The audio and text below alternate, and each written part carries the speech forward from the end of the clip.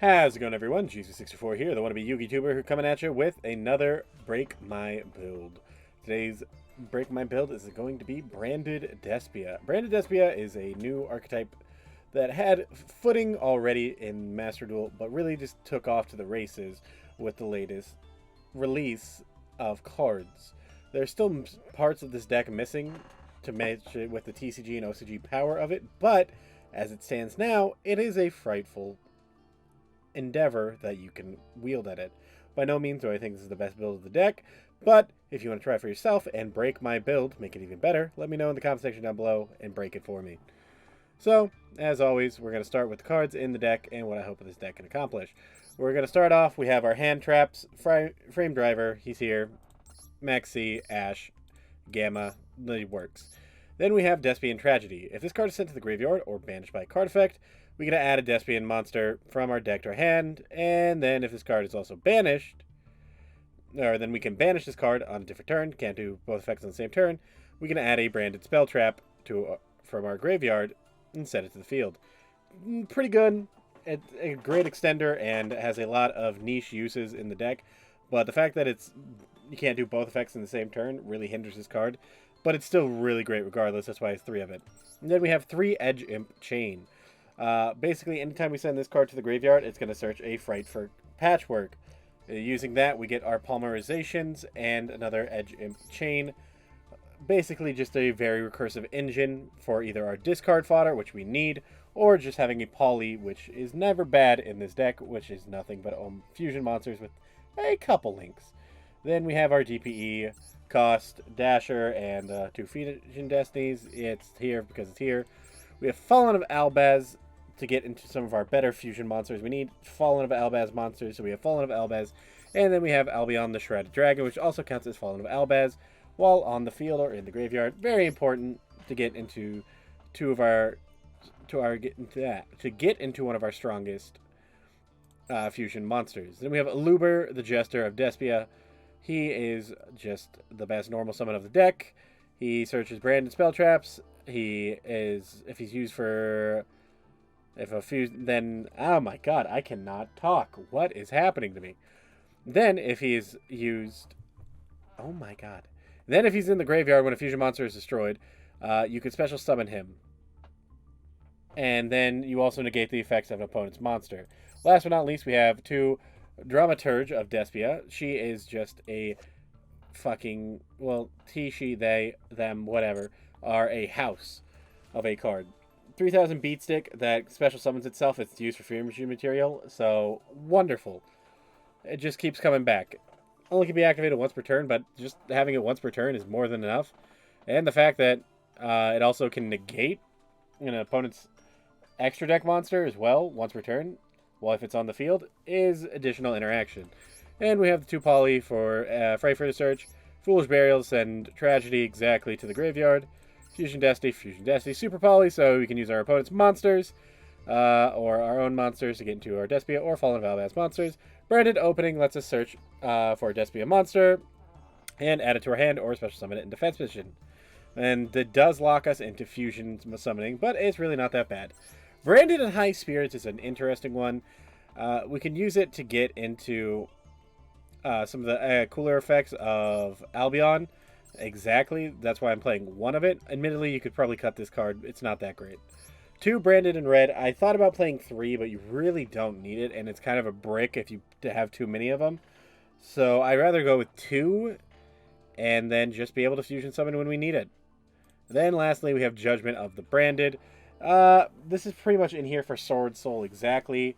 If your opponent manages to get off to the races and summon their big bad Sword Soul, activate this bad boy, and their Sword Soul monsters perish. Alright, now on to the extra deck. We have Predaplant, Dragostapelia, basically here for the mirror match. Super Poly, take one of their monsters, fusion monsters, and one of our monsters. Bring it out, and we can negate something on their field. Bring in the Glory Dragon. Admittedly not that great. He's just here to be another beater if we need it. It does let us search a Fallen of Albaz cards if it's in the graveyard at the end of the turn. Albion, the Branded Dragon, the main reason we're playing the Fallen of Albaz package, is because this card is nuts. If this card's fusion summon, just fusion summon again. Just do it again. Just free fusion summon. And then also, if this card is sent to the graveyard, hint of High Spirits, or just by destroyed by your monster's effect, you gotta add a branded spell track directly to your deck. You can either add it to your hand or set one. Despia Cortez is basically kind of our field protection. Turns monster's attack to 0 during the main phase, so we can protect ourselves. And if this card leaves the field, we get to add or special summon a Fallen Valbaz or Despia monster. DPE is DPE. Masquerade is chain energy for the deck, really good. Proskinian is just it exists. It's kind of just a win more card, but it's not bad. I rarely go into it, but it exists. Link Rebo, Relinquished, and Solemn Great Almirage are exactly here if we get stranded with a tragedy on the field. And Paraplant, Verte, Anaconda is here. Similarly, if we get something stranded on the field, so that way we can go into it and make DPE, if nothing else. Overall, the deck is very powerful, having a lot of fusion options, but let's see it in the games. So, this first deck that we're fighting against is Eldritch. This duel really showcases and highlights how these cards are kind of hard to get off the field once they're here. It makes it really hard for your opponent to deal with. So, starting off, they go first. They're going to activate a Pot of Prosperity. We're going to max C this, just so that way if they start special summoning, because I don't know what they're playing at the time, we can get some extra draw power, basically blocking them.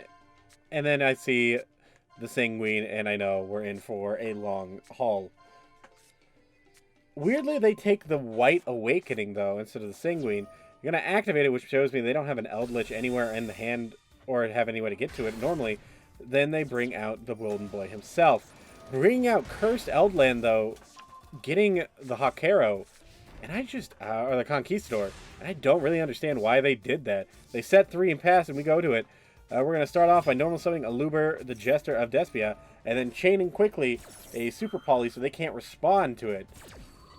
A little neat trick. We are going to use their own Eldritch, go into a Masquerade, the Blazing Dragon, basically activate the chain energy so they're forced to deal with us now, and we get our Surge with Aluber, and they activate Paleozoic Dynamicious, which is why I see they were not afraid to do what they did.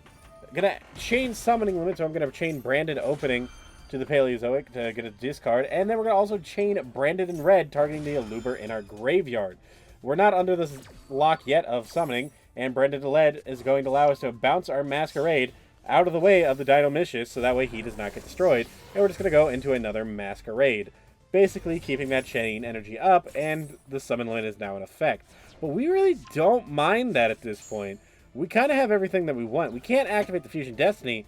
We are going to get Albion back into the bottom of the deck, and we're just going to pass here, honestly sitting, just chilling. We can't attack directly because of Branded in Red's effect, making the monster not being able to attack, but we are just going to keep chain energy burning them at this point. They're going to bring back the Eldritch back to the hand, and it's going to pop onto the field. They're going to destroy our Masquerade, but at this point, we really don't mind it. They're going to banish the white to get a Golden Land Forever, which isn't a gate, and then activate the Cursed Eldland to get the Tiger. And we draw off the top Aluber once again, so we're going to normal summon Aluber again. Get Branded in Red back to our hand. DPE comes out, and they really kind of don't have an answer to this at this point.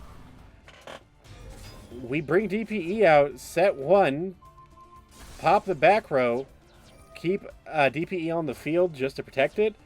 They bring out Scarlet Elixir, Scarlet Sanguine, but at this point, their Eldritch can't get over our DPE. They're going to act Conquistador and activate an Elixir of Scarlet Sanguine.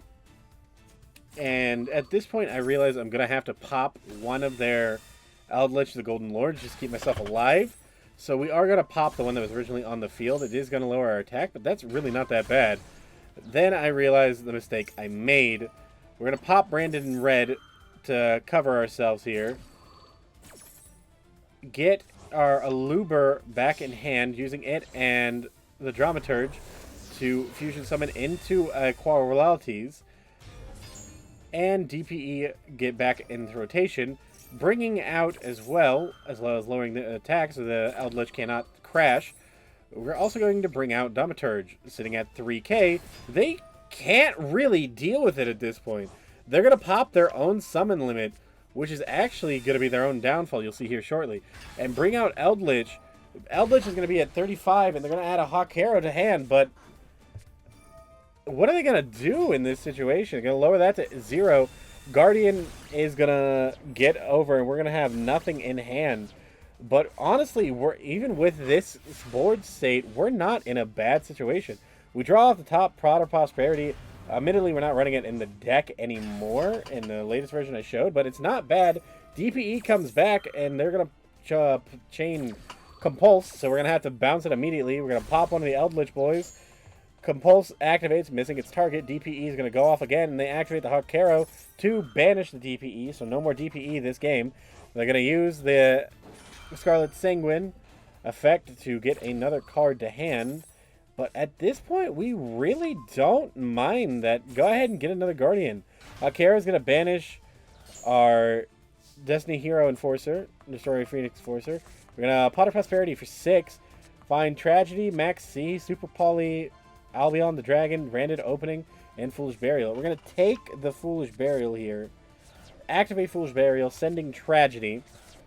Tragedy effects is going to activate. We are going to get our last Luber in the deck. Bring him out. Get branded in red. Chain branded in red. Targeting our Thaumaturge. Special summon out another Qualities. Or however you pronounce this thing. Thaumaturge is going to come out. We're going to lower the attack of all monsters on the field except our own level 8 fusion. Then Dogmatika will come out, not getting affected by this. And then we kind of just hop, skip away. Our damage is going to be halved right now. I still to this day, I still don't know what did this. I'll be 100% honest with you. I don't know whose effect did it. I looked over the duel like 3 times. I don't know what did it. We're going to get a Destiny Hero Dasher. They're going to activate Prot of Prosperity. Getting off the top. Unfortunately, nothing great. I mean, they can get an Ice Dragon's Prison, but even then, it's not great. They're going to bring out another Guardian to defend themselves and another Hawk Arrow, but with no Eldritch in rotation, it's a little hard. Here's the Eldritch in question now. They are going to get the Golden Boy back on the field. I am going to precautiously activate that, and you are going to see a bit of a misplay on my part here. We do get the Fusion Destiny, which I find hilarious. Does nothing. But we will banish the Destiny and Tragedy. Go ahead and get branded in red. They are going to banish our Correlates. This is where I misplay by activating the effect of Correlates, because I think I'm not going to get another chance to do it. I'm forgetting already that it affected my own monsters less than a second ago. But we are going to get branded in red and punish their Eldritch by turning off its effect just to be safe. We're going to bring out Fallen of Albaz. Fallen of Albaz, we're going to discard the Fusion of Destiny using their Eldritch and our Fallen of Albaz to bring out Albion the Branded Dragon, which will allow us to Fusion Summon once again, banishing from our graveyard Masquerade and Fallen of Albaz to get a Brigand the Glory Dragon. And I realized at this point that if I hadn't lowered the defense of my own monsters, or lowered the attack of my own monsters, I could have killed here. But even then, we are sitting in a very dangerous position for them, because we are branded in red at the ready. I mean, they have a Scarlet Sanguine, and they are going to get a couple more Eldritch Traps. But they have gone through most of them. As you can see, they get a white.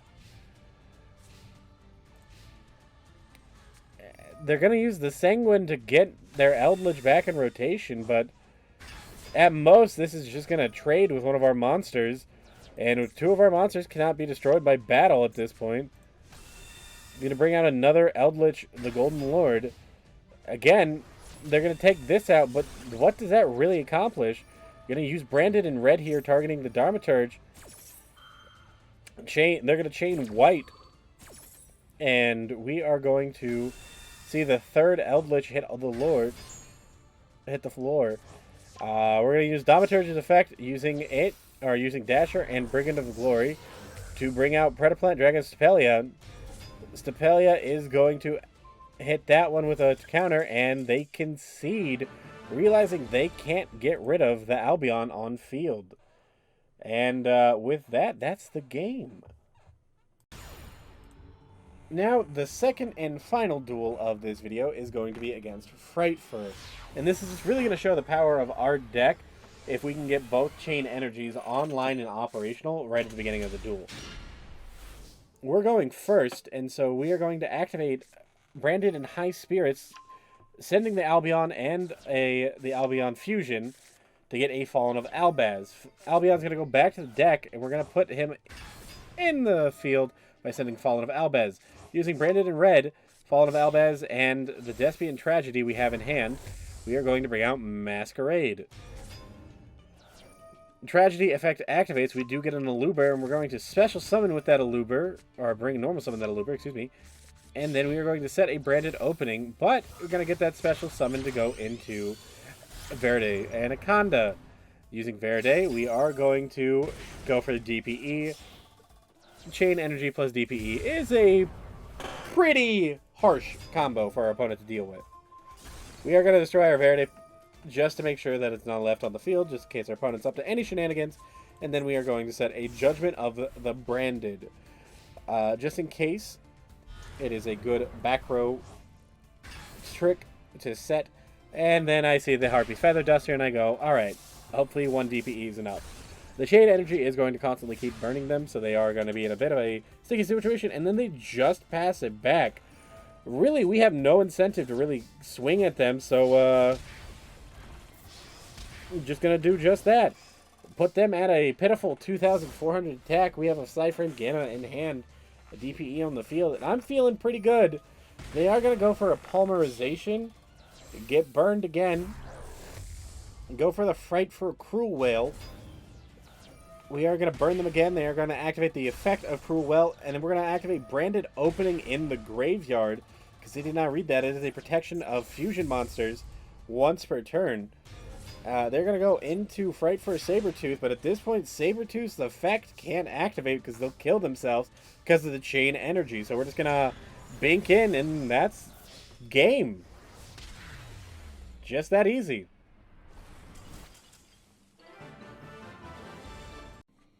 So, overall, looking at the deck, I'm not sure how I feel about it. Because on one hand, I think the deck is good how it is. However, on another hand, I think this deck with 45 cards is the better version of it. I really like the Pot of Prosperity, and it's really nice to have.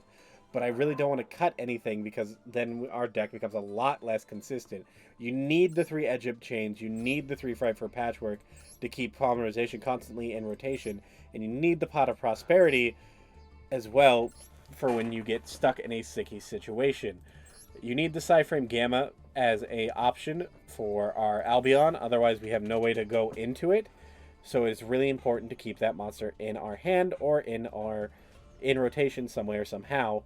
Otherwise, we have to rely on our opponent or our Qualates to go into Albion the Branded Dragon.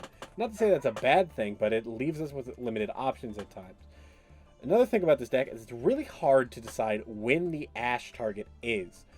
There are many good options to target. Aluber is a great one. Despian Tragedy is another one. But the thing is, if you have an Aluber and a Despian Tragedy and you activate both effects, no matter what, you're probably getting that Branded in Red and getting another Fusion Summon off. It is really hard for your opponent to deal with and know when the right time to Ash is. Aluber is probably the best bet, but even then, if they have any extender in like Frightfur Patchwork or Egypt Chain, then that Aluber really doesn't mind being ashed.